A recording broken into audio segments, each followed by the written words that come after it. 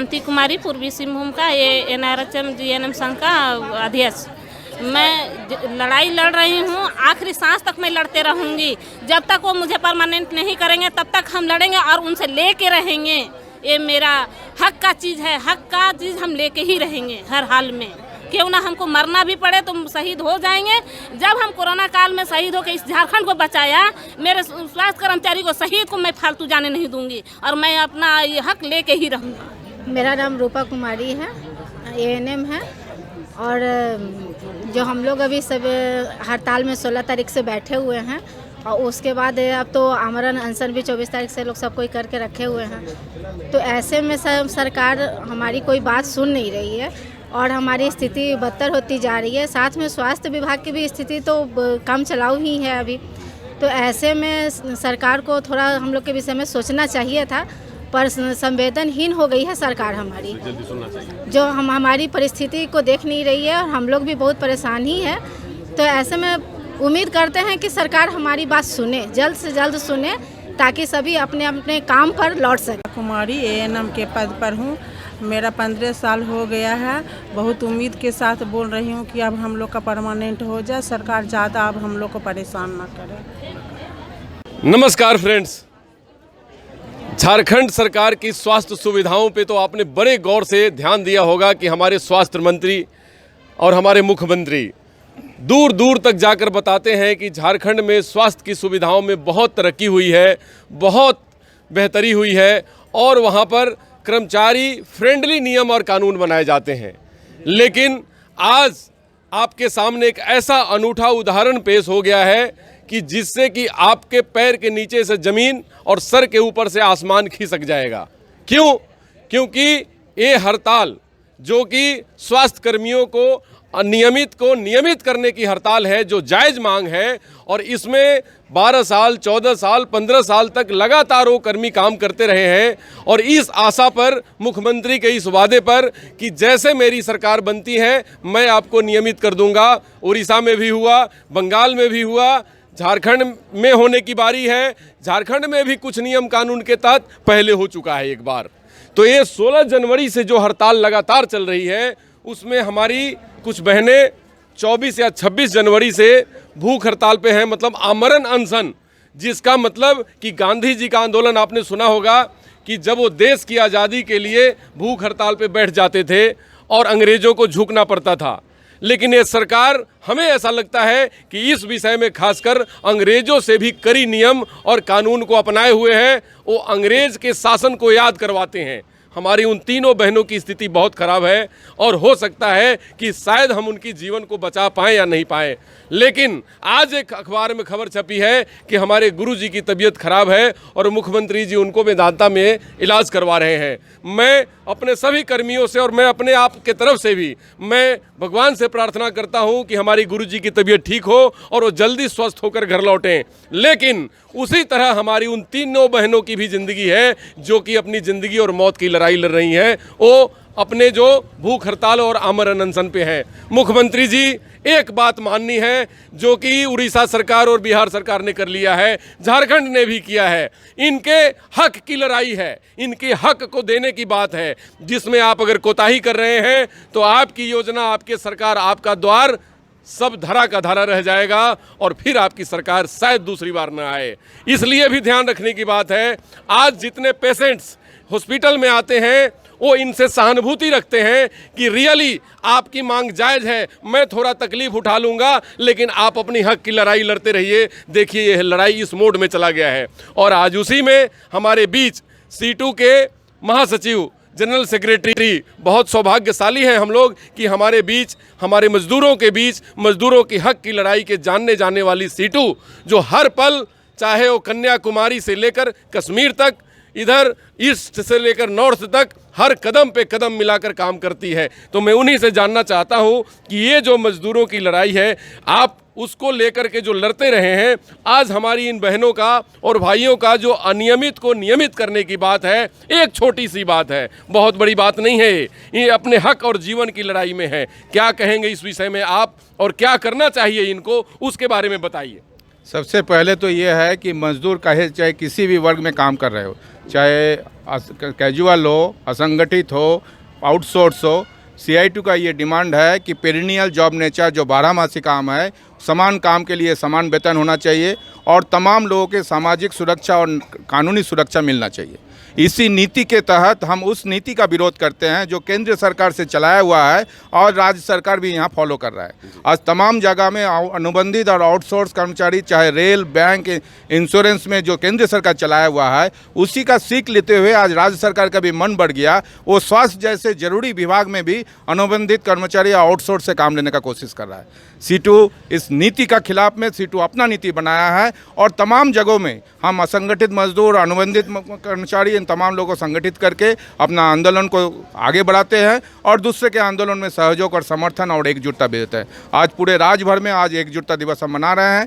केंद्र सरकार से जैसे हम मांग किए हैं, राज्य सरकार से भी मांग किए हैं, राज्य सरकार में तमाम अनुबंधित कर्मचारी को काम पे नियमित किया जाए, उसको समायोजित किया जाए। उनके साथ इनका भी मांग है और साथ साथ सरकार को यह हम बताना चाहते हैं कि इस क्रम में जो हेल्थ सेवा बाधित हो रहा है, इसके जिम्मेदारी पे भी राज्य सरकार पे पड़ेगा, क्योंकि 16 साल से जो प्रताड़ित है वो अपने हक के लड़ाई लड़ रहा है। ये हक के लड़ाई में हमारा समर्थन जरूर है, लेकिन आम जनता के हित के लड़ाई में भी, हित के स्वार्थ में भी हम बात करेंगे कि उनके स्वास्थ्य सेवा विघ्नित नहीं होना चाहिए और इसके काम को कोई बदली वार्कर से लेने का गलती राज्य सरकार नहीं करे। इनके बात को माना जाए, इनको नियमित किया जाए, इनको समान काम के लिए समान वेतन दिया जाए और CI2 इन तमाम जायज़ बात है जो जनता और कर्मचारी, आम जनता, आम मजदूरों के लिए बात है। CI2 हमेशा साथ है, रहेगा।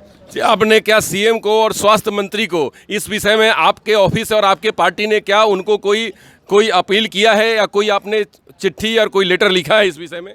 आज ही हमने अपना अभिव्यक्ति का स्टेटमेंट जो उसका प्रेस रिलीज में भी जिक्र है, हमने मुख्यमंत्री और स्वास्थ्य मंत्री को भेजे हैं। इसके पहले 24 तारीख जिस दिन से इन लोग का हड़ताल, आमरण हड़ताल शुरू हुआ था, उस दिन भी हमने रांची का स्तर पर के उनका चिट्ठी दिए है। आज पूरा राज्य स्तर से तमाम जिलों से स्वास्थ्य मंत्री और मुख्यमंत्री के पास मांग पत्र जा रहा है। जी, बहुत बहुत धन्यवाद। देखिए, आप लोगों के मजबूत करने से हम लोगों की लड़ाई मजबूत होगी और हमारे इतनी सारी बहनों और भाइयों की जो जीवन और मृत्यु से जो लड़ रहे हैं अपनी ज़िंदगी की हक की लड़ाई के लिए, वो बात हमारे स्वास्थ्य मंत्री और हमारे मुख्यमंत्री तक पहुंचेगा। देखिए, हज़ारों लोग हैं, लगभग 20,000 के आसपास लोग हैं जो कि आज बिल्कुल अपनी हक की लड़ाई के लिए सड़क पे उतर आए हैं और उनके समर्थन में करोड़ों जनता आ गई है, क्योंकि अब जनता ही कह रही है कि आपकी लड़ाई बहुत जायज़ है और आप लोग थोड़ा हमें भी ध्यान दें कि हम स्वस्थ हों, लेकिन आप भी जायज़ हैं। मतलब इस बात पे बात आ गई है। क्या कहेंगे आप? इतने सारे लोगों का भविष्य का सवाल है और सरकार जो है बिल्कुल ऐसा शिथिल पड़ा हुआ है, जैसा लग रहा है कि राज्य में कोई सरकार ही नहीं हो या फिर वो सरकार हो। क्या कहेंगे आप? जी, आज तक तो हम लोग यही सोच रहे थे जो आम जनता को हमसे परेशानी नहीं हो, क्योंकि हम लोग मानवता के क्षेत्र में, स्वास्थ्य के क्षेत्र में है और उसमें मानवता सबसे बड़ी मायने रखती है। इसलिए हम लोगों ने इन लोगों का नैतिक समर्थन दिया। हमारे जो एक अभिन्न अंग है, हमारे सहकर्मी जो बैठे हुए आज दरी पर, एक अभिन्न अंग है स्वास्थ्य का, और इनका नैतिक समर्थन करते हुए हमने कोताही नहीं की जो हमारे आम जनता को परेशानी हो। लेकिन आम जनता के बीच हमने संदेश जरूर फैलाया है कि हमारे मुख्यमंत्री जी और स्वास्थ्य मंत्री जी, हमारे कर्मचारियों की जो स्थिति है, आज दिन पर स्थिति बद से बदतर होते जा रही है। 16 जनवरी से वो लोग लगातार धरना प्रदर्शन में बैठे हुए हैं और 24 जनवरी से उन्होंने जो भूख हड़ताल का प्रण लिया, उसमें कितने लोग बीमार हो करके एक दिल्ली एम्स तक पहुंच गए, उनको रेफर किया गया। 2 या 3 रिम्स हॉस्पिटल, रांची रिम्स में भर्ती हैं, 3-4 स्टाफ मेरे सांची सदर अस्पताल में भर्ती हैं और तब भी सरकार वार्ता करने के लिए नहीं तैयार हो रही है। तो इससे बड़े संवेदनहीन की और क्या बात हो सकती है? हमारे कर्मचारी कोई गलत मांग तो नहीं कर रहे हैं, सिर्फ इनकी एक मांग है जो हमें अस्थायी कर दो। अगर 16 वर्षों से मानदेय में कार्य कर रहे थे, इनको 13,000 या 14,000 रुपये में काम कराया जा रहा था, तो आज इनकी एक मांग है।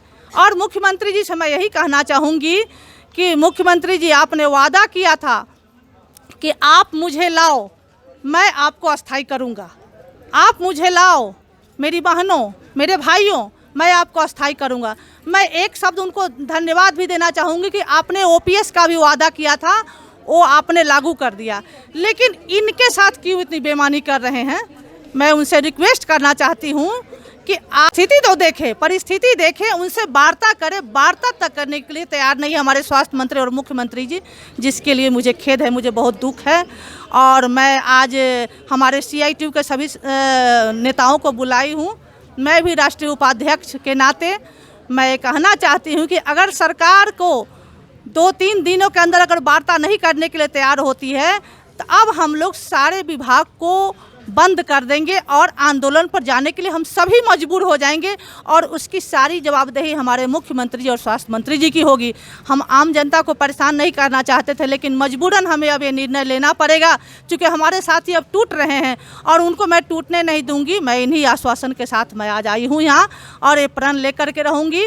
अगर आपने वार्ता नहीं की तो हमारे कर्मचारी अब आंदोलन करने के लिए विवश हो जाएंगे और सारे विभाग को हम बंद करने का निर्णय ले लेंगे मजबूरन। धन्यवाद। देखिए, जनता का सरकार जनता के लिए और जनता के लिए काम करती है और इसमें अगर कहीं भी कोई परेशानी हो तो सरकार को तुरंत संज्ञान लेना चाहिए। सेंसिटिव या संवेदनशील सरकार वही होती है कि जनता के अंदर की सुगबुगाहट और परेशानी को तुरंत भांप ले। लेकिन आज क्या हो रहा है? आज आप देख रहे हैं कि लगातार आमरण अनशन जारी है, हड़ताल पे बैठे हुए कर्मी हैं, स्वास्थ्य व्यवस्था लचर हो गई है और मुख्यमंत्री जी कहते हैं कि मैं जो कहता हूं वो मैं करता हूं। बड़े बड़े होर्डिंग्स लगे हुए हैं, लेकिन कहां है आपका वादा, कहां है आपके वो सब बातें कि इतने सारे हजारों लोग आज अपने हक की लड़ाई के लिए, जायज़ हक की लड़ाई के लिए सड़क पे आ गए हैं।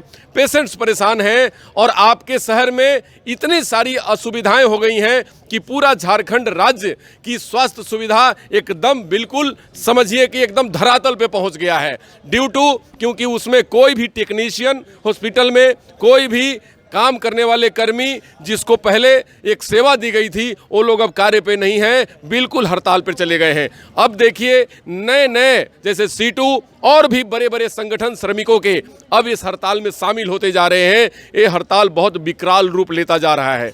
अगर सरकार संवेदनशीलता बरते तो इस हड़ताल को खत्म की जा सकती है, वार्ता की जा सकती है, बातचीत से रास्ता निकाला जा सकता है और इन सब बहनों की और भाइयों की जो हमारे हक की लड़ाई में अब बिल्कुल अब आर पार की लड़ाई में आ गए हैं, उनकी बातों को मानी जा सकती है। मेरी भी अपील इंडिया टीवी ऑनलाइन के माध्यम से हमारे मुख्यमंत्री और स्वास्थ्य मंत्री जी को है कि जितने संवेदनशील हम अपने परिवार के बच्चों के लिए होते हैं, अपने पेरेंट्स के लिए होते हैं, अपने भाई बंधुओं के लिए होते हैं, उतने ही संवेदनशीलता हमें अपने उन कर्मियों के लिए रखना है, क्योंकि ये भी मेरे भाई हैं, ये भी मेरी बहनें हैं।